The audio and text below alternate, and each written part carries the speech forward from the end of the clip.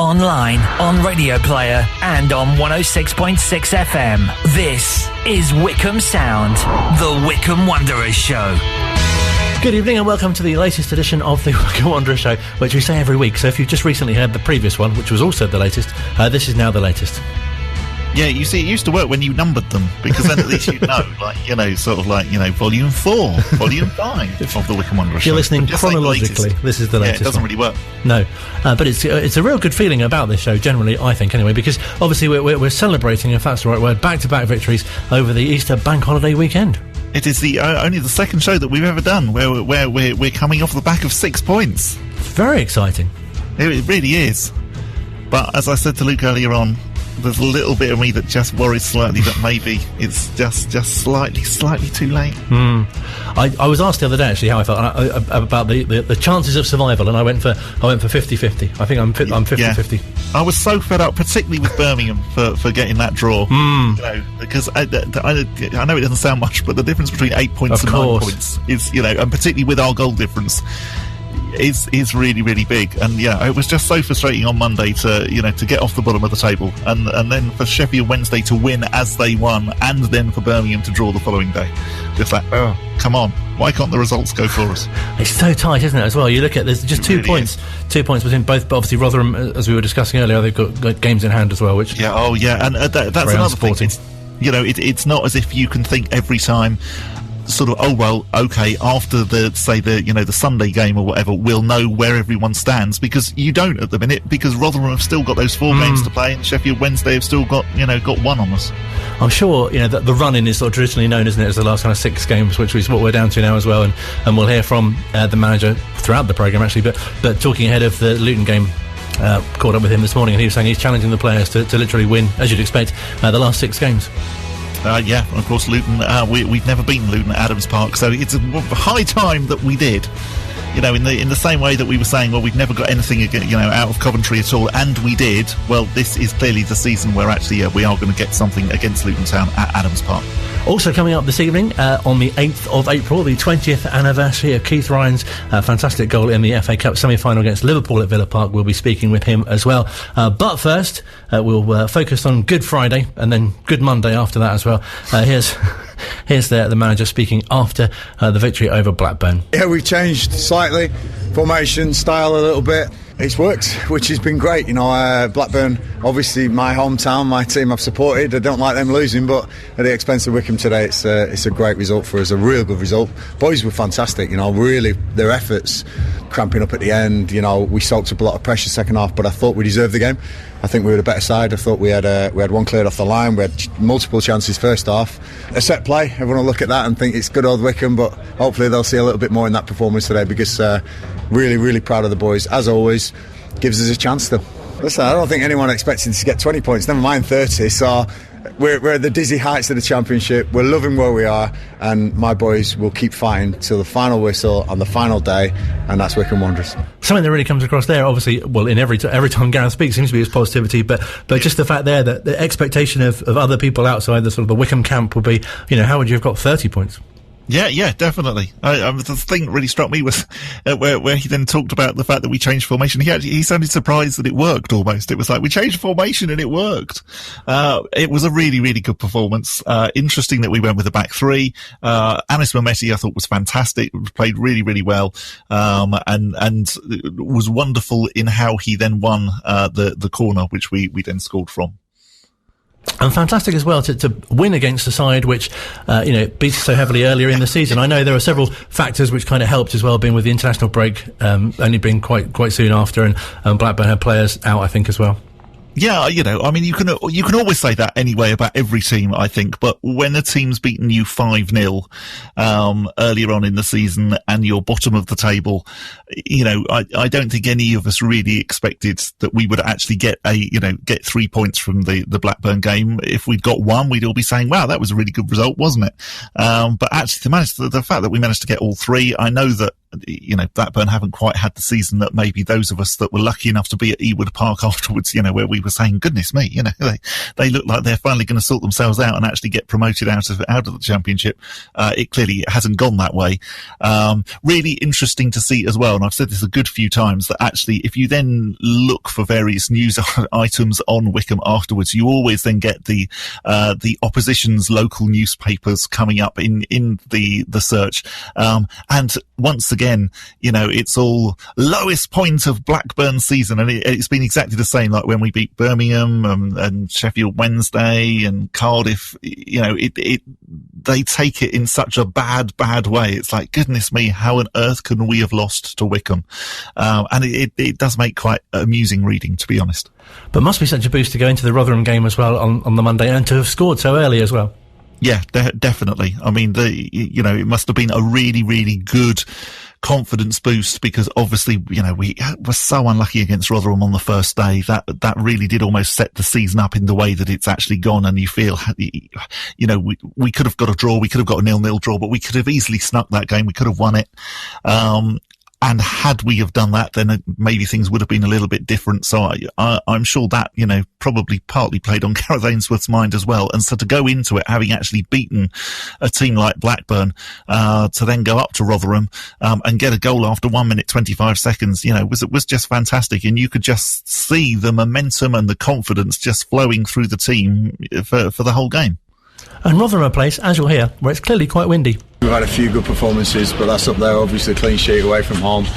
What a tough place to come, Rotherham, and we knew what we would be up against today. I thought the lads were outstanding. I thought they were absolutely clinical when they got their chances, and then bodies on the line at the back. Another clean sheet from us. Yeah, we off the bottom for at least a couple of hours. We'll see how that lasts, but really proud as always. Real squad effort today. The subs came on, made a difference. But the spirit in the hotel last night was one of, we've got nothing to lose, we're going for this. I just wish we could have had a full squad fit at the start of the season. It would have been such a different story. We look forward now. We've got 6 to go. We've got to win maybe 5. We can do this, especially after today. You said many times that getting that first goal is so important, and obviously to get it so early must just ease any nerves that might exist. Yeah, in both boxes is where this league is determined, and Admiral Musquist took to a great finish. It's not an easy one, that. It looks like he's clean through on goal and he should score. It's not an easy finish at all. Great work from Uche Pizzi, and again Uche for the second goal, and McCarthy gets a deflection, And third goal, David Wheeler comes on and does what he does, I mean, like I say, we chances wise, Rotherham probably matched us today, but being clinical, we're definitely the better team, and then being solid at the back, David Stockdale and everyone in front was just absolutely superb today. Really pleased, proud of the boys, and say don't rise off just yet. We spoke after you beat Preston at home, and you told me then that you can do this. Yeah. Where does that belief come from? Not just from yourself, but obviously in that dressing room as well. Do you know what? I wake up every day feeling lucky, never feel entitled to anything. You earn everything you get, and every day I wake up feeling you're a lucky man to have what you've got, get in there, inspire these guys, because there's a chance we can survive. How many people will swap places with us right now? There's 20 teams that wouldn't. They're in the Championship and they're above us, but there's so many teams that would swap places right now. Wycombe Wanderers to have 6 games to survive in the Championship. Wow, what an exciting encounter this is going to be for the rest of the season. And I preach that to the boys: stay humble, stay human, because you never get anything, you earn everything you have to, and they've earned it today. And of all the teams down there, you're the ones with momentum. I think that's 10 points out of the last 15 available.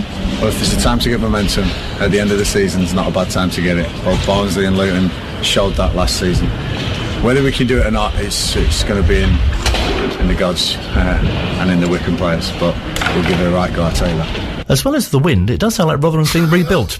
I was just going to say that it's definitely another one that we'll have in our competition of what on earth is going on behind Gareth Ainsworth during the interview. Is that what happens after games? They just take the stadium down and then put it somewhere else? What on earth was going on?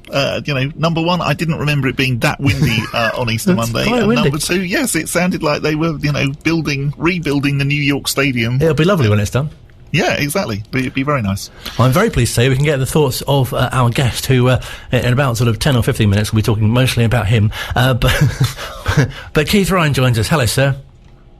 Hello, how are you? Yeah, really good, thank you. Thank you so much for your time. Obviously, the 8th of April is a date which will kind of stick in your mind for a while, I suppose. But 20 years on as well, that must be hard. Does it feel like only yesterday? Do you know what? Yeah, it does. I mean, it certainly doesn't seem like 20 years ago, but you'd have had to remind me that it was the 8th of April, and I had no idea. in fact, when I was invited onto the show, I was thinking, I wonder what that's all about, maybe. But yeah, no, fantastic memories. As you say, the years have flown by, haven't they? The seasons have flown by. Yeah, it seems a long time away now, but yeah, great memories. Because I know you did quite a bit of media sort of earlier in the year, didn't you, for the Spurs game as well, which must have been nice to kind of bring it all back as well with the FA Cup. Yeah, it's lovely. I never get tired of talking football. I've been out of it now for quite a while, but yeah, it's fantastic to be reminded of all the successful times we had, and yeah, just listening to you guys there and Gareth, the positivity and the sort of willingness to try and better himself and encourage those boys. It's lovely to hear. And obviously, you've been in the dressing room situation. It must be so great when the manager speaks so positively like that, and it must be really inspirational. Yeah, well, what you don't want is a dour manager thinking you're going to lose every game, is it? So Gareth's certainly doing the right thing. I mean, I haven't, obviously, like everyone else, I've been struggling to see games this season. But I do know that even from the start of the season, when results weren't great, it seemed to me like they were trying for Gareth. They give everything on the pitch, and maybe they just weren't really quite up to the speed of the Championship. But certainly seems like they've got to grips with it now. They've never been, well, since the first few games, they haven't been hammered in any game. They've stayed in games till the end, and they've got some fantastic results of late. So can they do it? Who knows? They're certainly giving themselves a fighting chance. So, yeah, wish them well, and I know they'll give everything, and I think the support should be very proud of them all.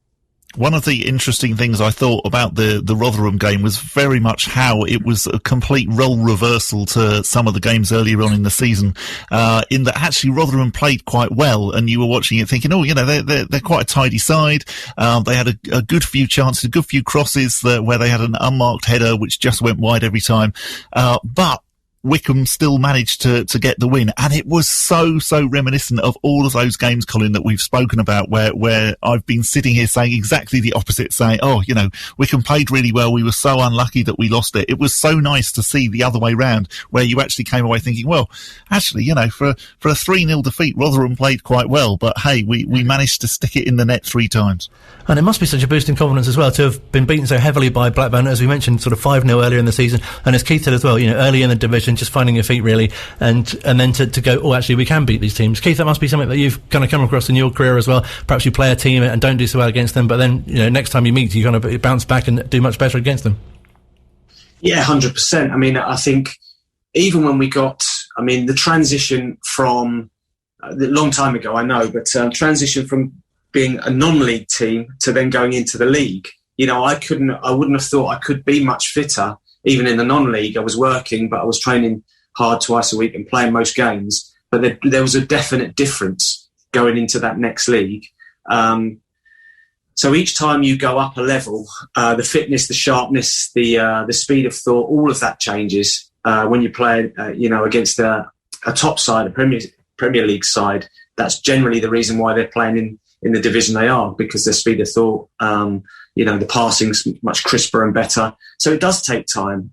So there was bound to be a bit of a come down from winning or getting promoted from the first division into the Championship. So it's a bit of a transition period. And he had injuries, didn't he? And he's got a few lads in on loan. But they, as I say, they've really got up to speed now, and seem to be coping with it brilliantly. And you must have found as well from your time that you get to this stage of the season and, form doesn't seem to matter so much for opposing teams. We're playing Luton at the weekend, they've lost their last 2, but I guess for this stage of the season, you only got 6 games left, and it's whoever you're playing, it's literally, sort of take on each oncomer, if you like. Yeah, 100%. I think there's a focus now, isn't there? Mid-season, it might have been a bit of a drag, cold weather, no fans, not getting results. Really difficult to keep enthusiasm, to inspire those lads. But Gareth does it right. You know, he's a really charming guy. He's personable, as he always. The word he uses is humble. I think he is, and all the players seem to be. And he's certainly got them firing now. So it's going to be such an uphill task. I mean, what have we got now? 6 games left. It's a real challenge for the boys.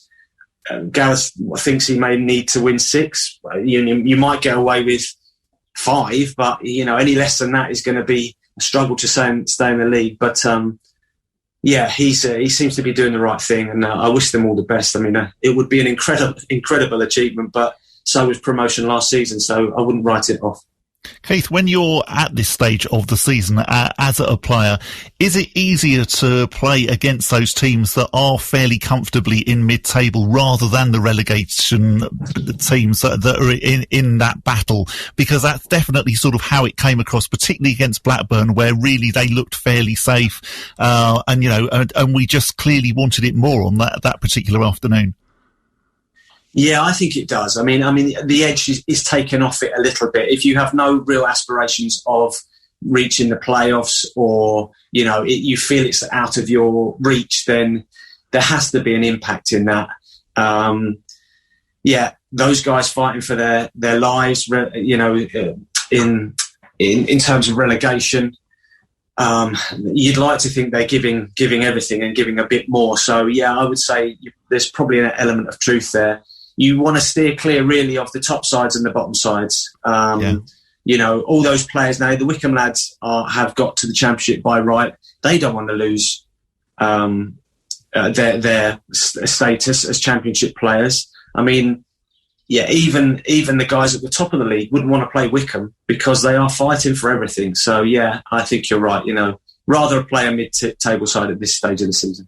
And that was why, again, it was so great what happened on Saturday and then Easter Monday, but at the same time, so frustrating then that, of course, everybody else, the Sheffield Wednesday won and then Birmingham got the draw. Yes, we are fighting for all we can, but we know that everybody else is as well. Yeah, 100%. Yeah. You're going to have days like that, some of your best days in the changing room, having performed brilliantly and got results. Then news filters through from other grounds sometimes it's disappointing. You can only do what you're doing. It would have been a nice shot in the arm to have results go our way, but sometimes that happens. You just got to try and look after yourself, and it's draining. Staving off relegation is difficult. As everyone would tell you, any ex-player would say, it's nicer to be challenging at the top of the league. You don't feel as though you can slip up at the bottom. It's really tough. So, still a mountain to climb for us. But, they'll take on the challenge, I'm sure. Great to get the thoughts of Keith Ryan on the Wycombe Wanderers show this evening. In a few moments' time, we'll be speaking to Keith Ryan. This is Wycombe Sound. Still to come on this week's episode of the Wycombe Wanderers show, we'll hear from manager Gareth Ainsworth talking ahead of this weekend's game against Luton, after which there'll only be 5 games left. A bit concerned by this. There'll be not many now. But also this week, very pleased today, we're chatting to former Wycombe Wanderers midfielder and a person who you might have heard earlier in the series of our shows. We got to chat to Martin O'Neill and was talking about the time that Keith Ryan came to the club. And I think it might be got a well-known story, but Keith, it'd be brilliant to sort of hear it from you as to how you sort of became a Wycombe Wanderers player. He wasn't criticising me by any chance, was he? Right, okay. So I don't know what part of the story you heard, but I was playing at Berkhamsted Town along with all the guys I'd played youth football with, and I try not to bore you with it, but we played in an FA Cup game against Gravesend and Northfleet. We subsequently lost the game, but we were all sort of 17, 18 years old. Good group of lads. Good footballers, all of us, not too bad. We lost the game. Wycombe then went on to play Gravesend and Northfleet in the cup the next game, and someone happened to mention, you know what, you want to go down to Berkhamsted and have a look at a couple of boys down there, they're not too bad. The invite came in from Wycombe for a couple of lads to go and train with Wanderers, which at the time was probably 3 or 4 levels above where we were. one of whom was my cousin Steve. The other one wasn't me, as it happened. The other guy didn't want to go. My cousin Steve Whitby went and played 2 or 3 reserve games. I managed to persuade one of the coaches there at the time, Jim Melvin, to give me a trial. I trialled, played 2 games at the end of one season in the reserves, and then was invited back for pre-season training. So, yeah, it was very fortuitous. But if you don't ask, you don't get sometimes. I felt I was ready to take a step up, maybe not 4 levels, but then I did everything I could to stay fit and healthy in the off season. Turned up there, fit, strong, healthy, willing. And Martin, I think took one look at me and thought, well, might be lacking a little bit, needs to get up to speed, but certainly turned up fit and raring to go. So, yeah, that's the sort of the long and short of it. Amazing story, just because then, so basically the reason that you played for Wycombe Wanderers was really because of the FA Cup draw and the fact that actually Berkhamsted and Gravesend and Northfleet happened to come out together. Yeah, 100%. I mean, I was playing for Berkhamsted Town in an average league. We were probably mid-table. Nobody was tearing up trees. I certainly wasn't, just ticking over. We all played pretty well on the day of the Gravesend game. Well, certainly well enough for someone to notice, because Gravesend were a couple of leagues above us then at the time. So, yeah, a chance conversation between their manager and someone involved at Wycombe meant that, again, I wouldn't know who it was that made the call. Maybe a John Reardon, maybe an Alan Hutchinson. These are names from back in the day. Maybe a Jim Melvin. Made the phone call to Berkhamsted Town and invited a couple of lads down. So yeah, it's incredible, really. And then I suppose once you've been given that opportunity, then it's about taking it. So I was certainly convinced that I wasn't going to let that opportunity slip through my fingers. And to then go on and have the career that I had and captain the team, can be quite proud of the route through that I came. So. Yeah, all good. It's an incredible story, isn't it? Especially, as you say, when you look back at how long you were at the club and the different kind of teams that you were involved with and how it progressed, obviously, from being a non-league club to a football league club and from players that were working, sort of day jobs and then playing as well to going full-time as well. Yeah, no question. I think this is what I try to say. I'm not involved in football at the moment, but I do watch a little bit of local football, and I try to tell anyone that will listen that you don't know how close you are to that. I harboured no real aspirations of being a professional footballer. I loved it, always have done. My enthusiasm for football's never dipped. I always loved it when I was playing on a Sunday morning, on the parks, whatever state the pitch was. I just loved playing football, and I was given an opportunity, and I grabbed it.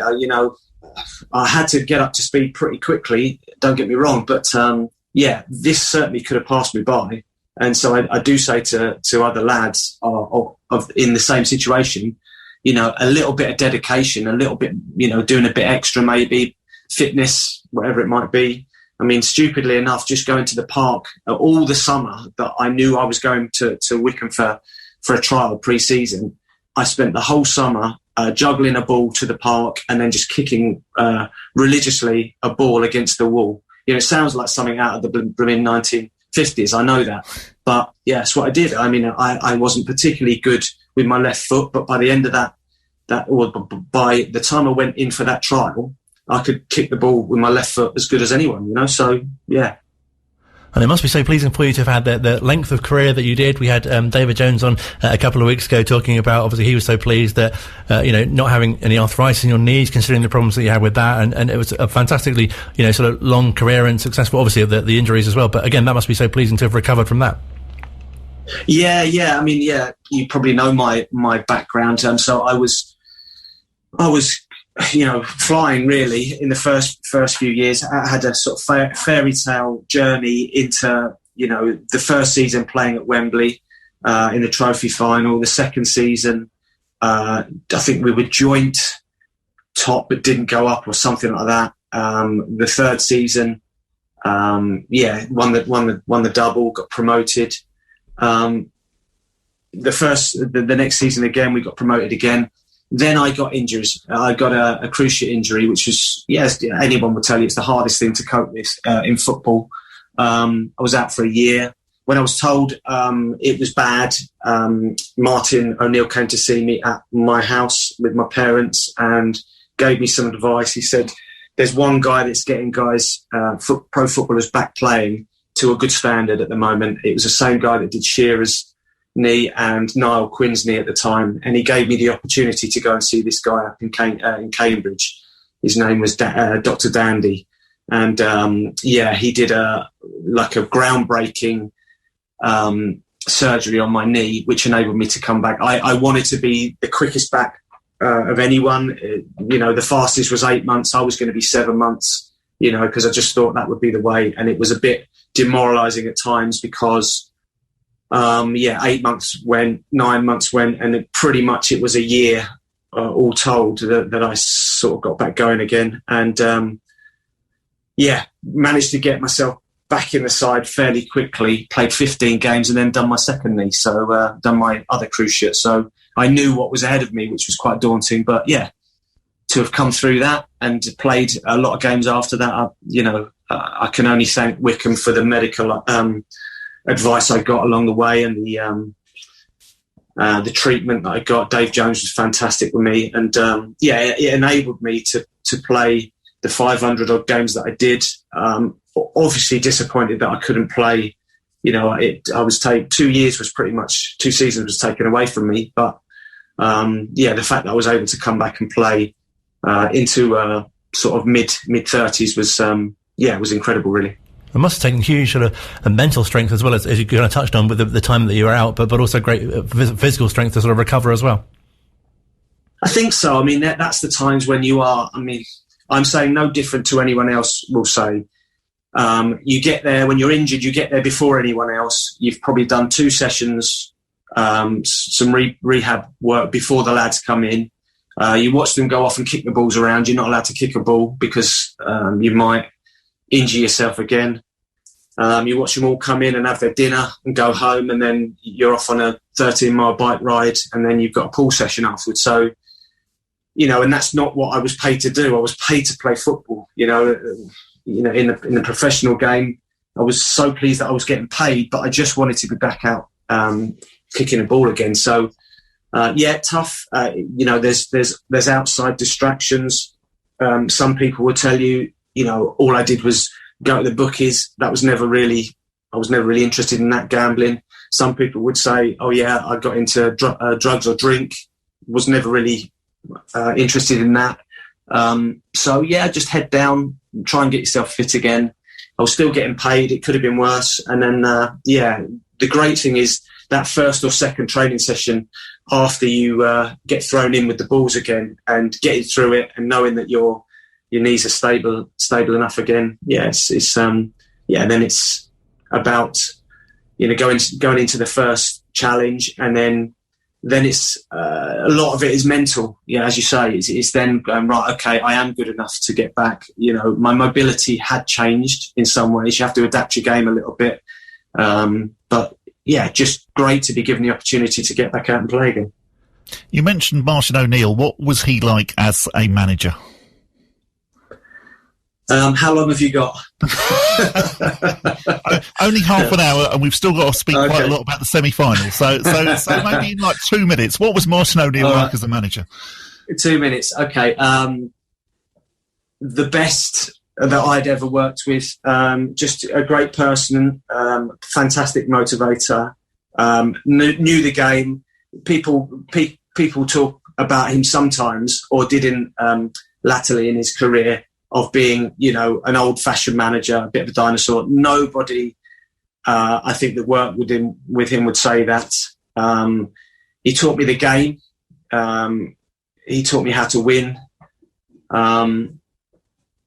He was just a breath of fresh air. He took the team at that time on a journey, and if you were willing to listen and try and learn and sacrifice, other things for the glory of promotions and cup runs and, open top bus rides, then you were happy. He just made a happy environment. He was a real hard taskmaster. I mean, there'll be a few people that played under him that didn't like him because you had to give everything, and if you didn't, he'd tell you. So there was no airs or graces about it. It's quite simple. Instructions were given, but if he trusted you, it was a pleasure to play for him. And also, of course, not many people get to play for so many different managers, but be at the same club. That must be quite an interesting sort of experience to have gone through other managers too. Yeah, exactly. Yeah, everyone. I mean, I've probably given a glowing account of how Martin was, but I learned something off of everyone.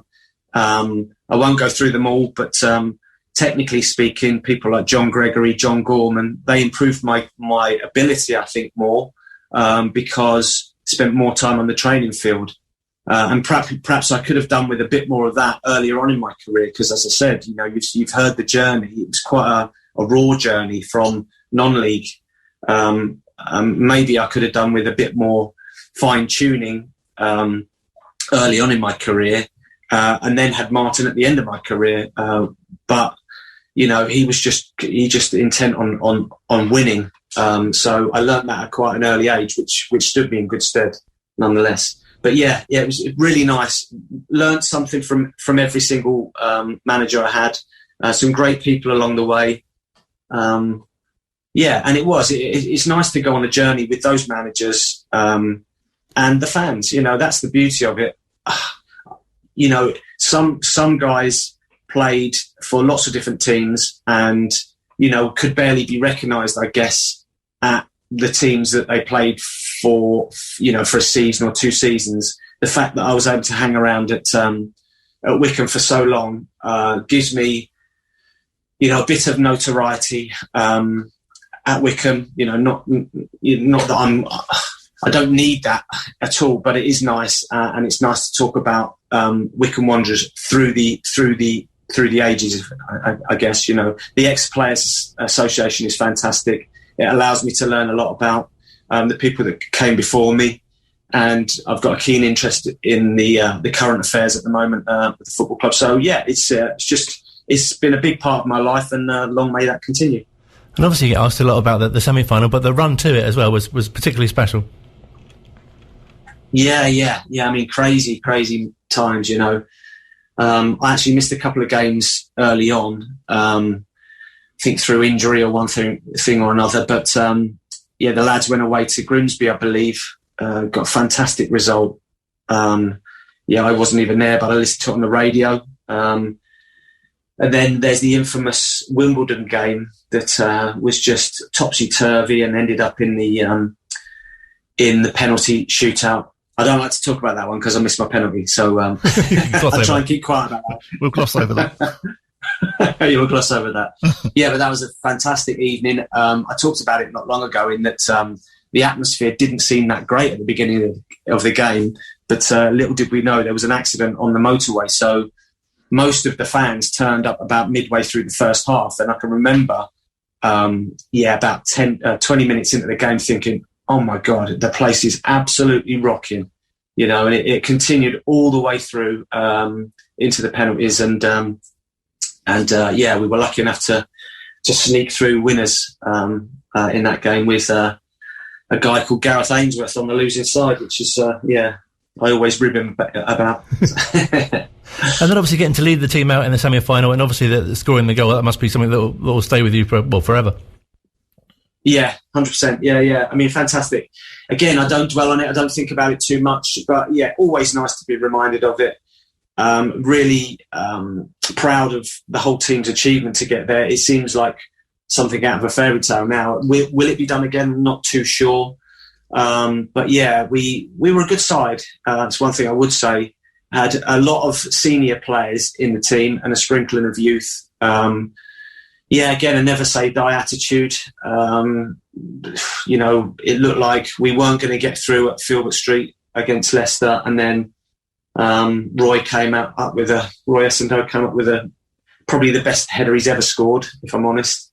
Yeah, great celebrations after that, and then to lead the side out at Villa Park was a really special occasion. I've talked about it before. I had some relative success early on in my career, Wembley appearances, playoff wins, things like that. But on the wider scale, when you talk to anyone and mention the FA Cup, it crosses borders. You can talk internationally to people about the FA Cup and the fact that Little Wycombe Wanderers played in the semi-final. It certainly left a mark, and it's something that, as I say, we're all very proud of. When you mentioned the Ex-Players Association, that's such a great kind of idea, if you like, to get players from so many different generations to share their experiences. Absolutely brilliant. Honestly, I think everyone will tell you it's a fantastic thing to be involved in. I've learned so much about the history of the football club. I've met some great guys along the way. They do a golf day each year, which has been brilliantly supported ever since it started. They do a bowls evening, a quiz night. They do an annual dinner, which is due again this November, I would think, because it's generally a November evening that they put it on. And it's just great because the guys that run it, Alan Hutchinson and John Taylor, amongst others, do a fantastic job of reminding people what a great club it is, reminding people of the people that went before my era. We'll be keen for people like Matt Bloomfield, Russell Martin, Mike Williamson, these names that are, a little younger than me, but to get them boys involved in it and contributing and sharing their memories of what great times they had at our brilliant club. Keith Ryan's our guest on the Wycombe Wanderers show this evening. Final part on the way next. This is Wycombe Sound. Final part of the Wycombe Wanderers show. Still to come, we'll hear from manager Gareth Ainsworth looking ahead to the game against Luton on Saturday, when there'll just be 5 games left. And we'll be hearing more from Keith Ryan in a few moments' time as well. Great to get his thoughts, though, on obviously what's a huge career and the different managers that he's played under. That with Keith in a few moments' time, but we'll be chatting more to him about that. Should we hear from Gareth, though, speaking a little earlier on this morning? I got to chat to him along with Rob from the Bucks Free Press, looking ahead to the game against Luton. So obviously last weekend, 2 great results. How important was it to pick up those 6 points? Everyone else picked up points, Rob. So we just got to keep doing what we can do and control what we can control. So really pleased we've got the points on board, but we just can't rest on that. We've got to keep going and keep pushing and see how many points we can get. It's like I said earlier. People probably expected us to be the worst team ever in the championship, and we're a mile away from that. We're really surprising a lot of people with what we've achieved in the championship. I think for Wycombe Wanderers, I think we've opened a few eyes, got a bit of respect, and if we could survive, that would be, absolutely fantastic. But just getting as many points on the board as possible is the aim, and that was a great weekend for us. I saw something that someone tweeted out since February or something. If you took that form from then, you're 13th or something. How does that show how you've sort of improved this season? I think there's a few things involved in that. I think it's people will still not realise I made 4 signings in the summer, and 2 of them were out until January. I think that coincides in having everyone available. Tafazoli and Uchi, especially 2 big signings who we thought could more than handle this level.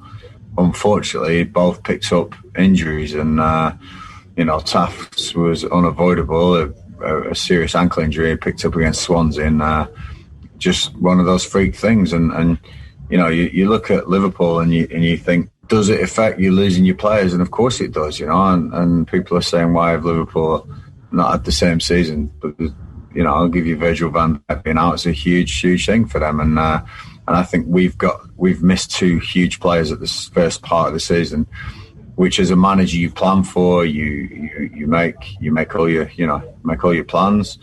Bale had an operation in the summer, so we brought Uchi in because we knew that Bale would be out for a period of time, and Uchi was injured, and it was just real bad timing. And I think that I know that if we'd have had everyone fit, injuries do come and injuries go, and you can't say that, but for 3 months, 2 major injuries really cost us. I think it was the timing of that decisions as well went against us, but they've seemed commonplace against Wycombe a lot of the time, so we can't really moan too much about that. But I think it goes to show that we've just been on the end of some bad luck this season, and typical, it's our first season in the Championship, and that's where you get punished. But we've learned plenty of lessons, and if we can manage to pull off the escape, it will be fabulous. And like I say, with a full squad, I know what I've got in this building, and I know we're more than good enough to stay in the Championship. But unfortunately, it's not panned out that way. But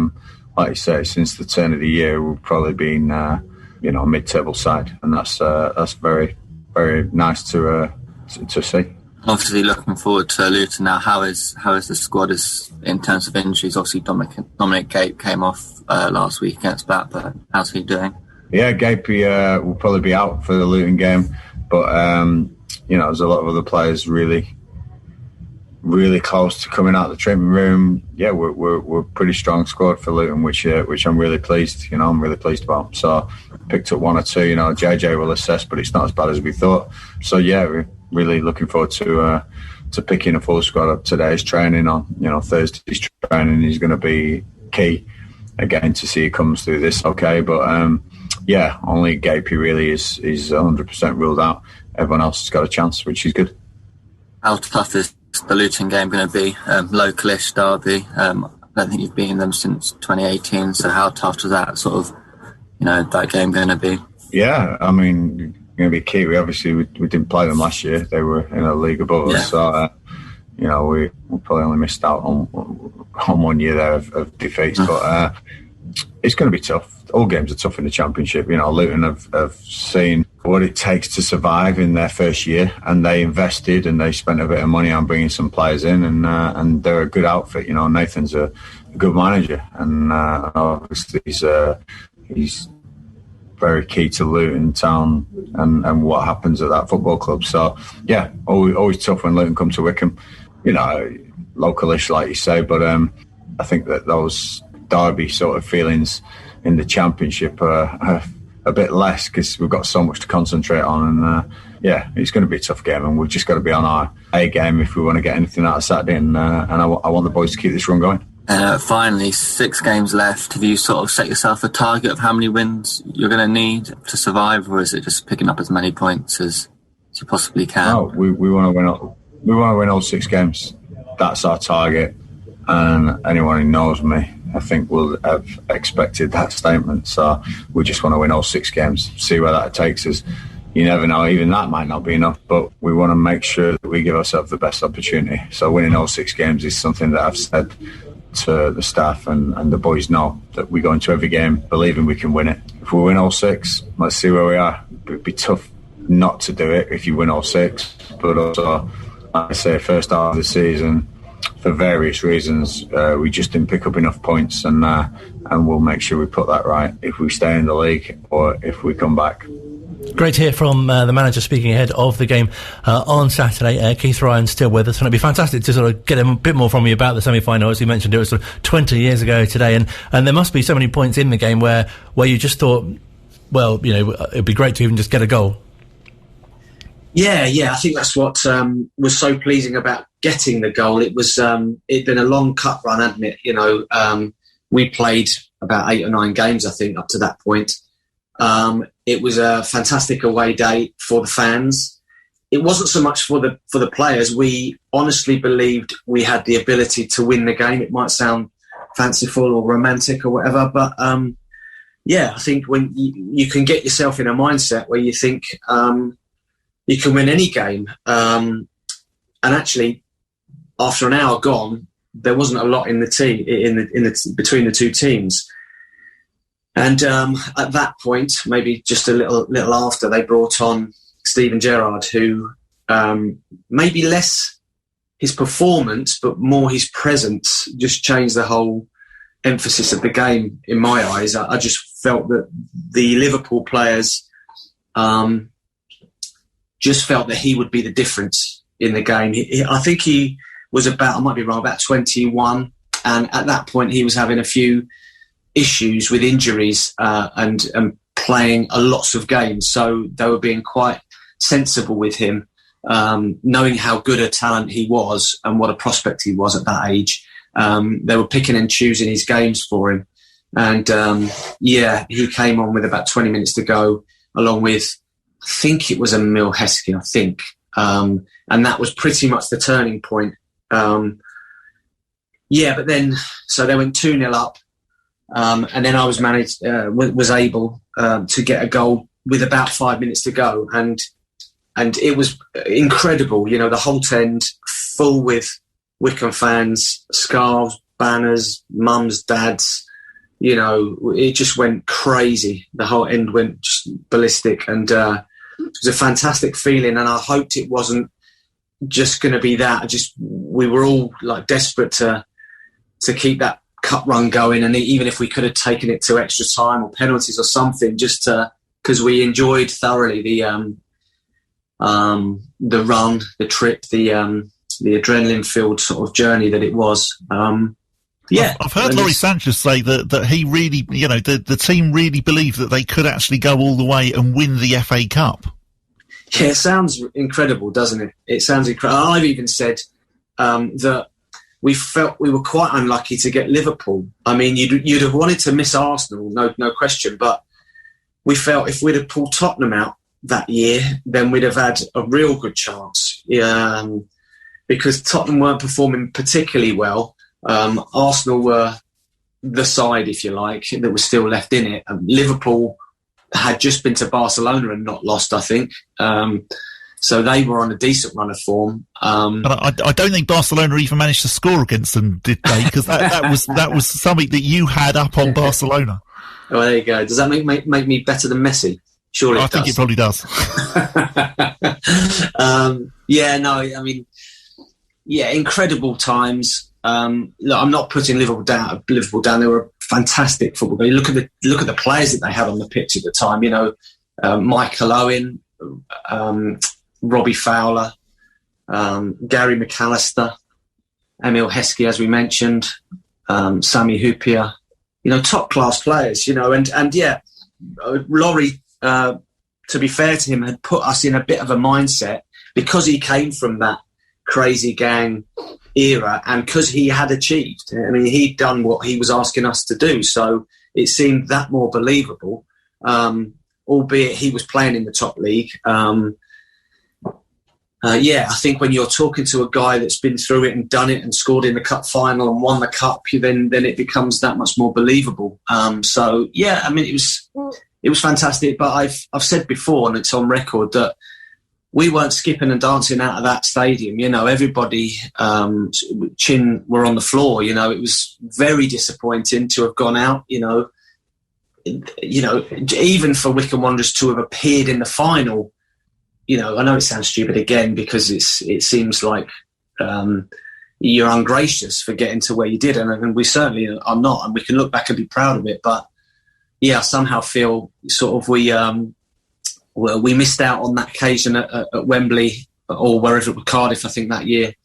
So mixed emotions, really, I guess, on the day. Very proud, but still disappointed we didn't go that extra round. But really interesting what you say as well about, the whole cup run, because there was just something magical about it. Once we'd beaten Wolves in the fourth round, and then we took Wimbledon obviously to a replay and won that on penalties, and then Leicester. Yeah. There was just, I don't know, the momentum. You just did feel that actually something completely magical was happening. And so, exactly as you say, it sounds completely far-fetched to say that Wycombe Wanderers might have got to the FA Cup final, but in the same way that it used to sound absolutely crazy to talk about Wycombe Wanderers getting to the Championship. Yeah, no, absolutely that. I think that the one thing that's sort of ingrained in our little football club is that I don't think we know when we're beat, which is a great trait to have. But you're right. There was teams that went on before us, wasn't there? Chesterfield got to the semis, didn't quite make the final. There was a belief that ran through the club that certainly something special was happening. We couldn't quite pull it off, but as you say, I mean, Wolves, we got those great memories of Rams jumping into the snow, Andy Rammell behind the goal. I think the fans, again, contributed there because I think they'd spent most of the morning clearing the pitch so the game could go ahead. Sam Parker's last-minute header there against Wolves. The Leicester game was just incredible. Walking out of the hotel, getting on the bus to go to the game, there was a motorway bridge in the distance, and I don't know whether it was planned, but there must have been 15 Wycombe supporters coaches parked up on the sort of bridge, seemed like on the hard shoulder, as we got on the bus, and it was just an incredible time. You know, I talk to people now about you know, these occasions and where they were in the for the quarterfinals, for the semi-finals, and everybody's got a story. So it's lovely to reminisce about these great times. Must be especially nice to still be based locally as well. As you say, you probably meet people out and about who just want to talk about those times. Yeah, I do. Yeah, again, I would say I don't dwell on it too much. It's great having this conversation, but I've got a small flooring company at the moment, and I'm in and out of people's houses, and nobody knows who I am, and I'm on a site, and they're talking football, and nobody has a clue who I am, and they're talking the biggest lot of drivel I've ever heard, but I just keep my mouth shut, and you know, I don't really pass comment because it's not really what I do. You know, so I'm quite understated. I don't really go around talking too much about what I've done or the achievements that we all were a part of. But yeah, I mean, at a time like this, or you know, when I'm sat down with football people and people that are interested, then it's great to have a chat about it and a natter and sort of reminisce. It's good fun. I think something that's been really interesting tonight is you've alluded a lot about how much the fans actually were able to affect some of those games, particularly in the FA Cup run. And clearly this season we haven't had any fans in at all, or bar for a couple of games. And Gareth has very much said that, you know, that he feels that actually if we'd been in the Championship when fans were allowed at Adams Park, we possibly wouldn't be in the position we are now. How much of a difference does it make when you've got, say, you know, the whole Holt end cheering you on? Yeah, I mean, I think you are absolutely right. I mean, imagine the supporters being there at every home game. That's got to have gained you 10 points, no question. It is a buzz. We're all, in some ways, show-offs. You know, it's why we like performing. It's an art in some ways, that football. You know, there's nothing better than scoring a goal and celebrating with the fans. There's nothing better than going in the bar after a game and having a chat and being patted on the back and discussing the game. Yeah, well, I mean, it's been horrendous, really, for the football club and for Gareth and for all those lads. Fantastic that they're playing in the Championship, don't get me wrong, and nobody can take that away from them. But imagine a full or nearly full Adams Park every week. The place would be jumping, you know. Wycombe have been written off from day one of the season. But you can't tell me that those fans wouldn't have sung from the kickoff till the end of the game, because it's such a special achievement, you know, to get to the Championship and to be competing week in, week out with these big sides with such strong support. It would have been, incredible for everyone. And I'm pretty sure you're right that we'd have squeezed a few more points out than we've got at the moment. And just finally, what would you say is so special at about the club, and what kept you there for such a long time? Apart from the fact no one else wanted to buy me. No, I just, my story is that I turned up at Lokes Park and just felt such a warmth to the football club. And again, I'll hark back to the original story about going to watch my cousin play at Lokes Park, and I managed to play 2 games there. And yeah, the warmth, the affection that I got from all of the fans there when I first turned up, and everyone I've met. You know, I always was a great advocate of going into the bar after the game, and one, because I like to pint a beer, but 2, to speak to people. And you know, you have to be strong enough and brave enough to go and face your critics if you've had a bad game. There's no shame in that, you know, but equally go and chat and discuss and, you know, and be a part of that football club. And it's ingrained in me. I loved it. You know, I used to, when it was being built and I knew that Wycombe were having a new stadium, I used to drive up there just to have a look, So, yeah, a lot of history's gone by. My family lived it all with me. Mum and dad came to mostly every game, brothers, sisters. So, yeah, very special place in my heart. Enjoyed every minute of playing there. I can't really say much more than that. It's just been a pleasure to represent them. It's been a fantastic playing career, obviously, and it'd be nice to get your thoughts briefly on, because you sort of were in charge of the team, a stand-in manager for a time. How did that sort of compare, if you like? Again, yeah, great honour. Yeah, it's something that I would have loved to have continued to do. Had relative success as well, which was nice. So we weren't in the best of shapes when I was asked to do it. And I was more than happy to take it on. And I think it's been documented again that we won 2 games, of which I was caretaker manager. And there's nothing better. There's no better buzz than winning games as a manager. But I might have struggled a bit more because I'm not a very good loser. If we'd have lost those games, I probably wouldn't have wanted to continue to do it. Do you know what I'm saying? But then I went on to manage the reserve team there under John Gorman, which was a privilege, and brilliant to work with John and his attitude and his thoughts. I since went on to then work at Queen's Park Rangers and manage teams at under 16, under 18 level and reserve team level. Again, it's just setting up a team. It's giving them what you feel they need to go out and perform to the best of their abilities. And you're just hoping that they'll do or be a representation of you on the pitch. And really enjoyed it. Oh, it's been a real pleasure to speak to you. Thank you so much for your time, and great to chat to you and hear your memories. And we could have spoken for a lot longer. Oh, yeah. Really easily. Appreciate it. Thank you so much. It's been brilliant. No problem at all, guys. It's been lovely to chat to you. Thanks again for your time. All the best. Stay safe. Keith Ryan speaking to us here at Wycombe Sound. Great to get his thoughts. I've got some top guests coming up in the coming weeks as well. I'll be hearing from former manager Gary Waddock in a couple of weeks' time as well. Really looking forward to that. And some other top guests between now and the end of the season, which, as we mentioned, isn't too far. They're going to have to go some way to beat that, really. There's a podcast version as well, so if you did miss it, perhaps you've just tuned in and you thought they were talking to Keith Ryan. I know. You get another chance to catch up with that from wherever you get your podcast from. We're back at the same time next week here at Wycombe Sound.